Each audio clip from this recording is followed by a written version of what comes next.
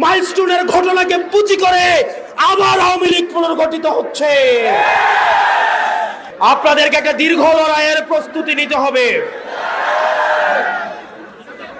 আপনাদেরকে সচেতন থাকতে হবে, সতর্ক থাকতে হবে।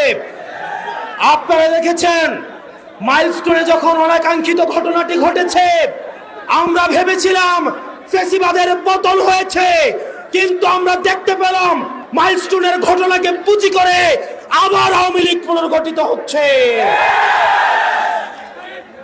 প্রিয় বাংলাবাসী, আমাদের ফ্যাসিবাদ বিরোধী প্রত্যেকটি রাজনৈতিক দলকে আহ্বান করব,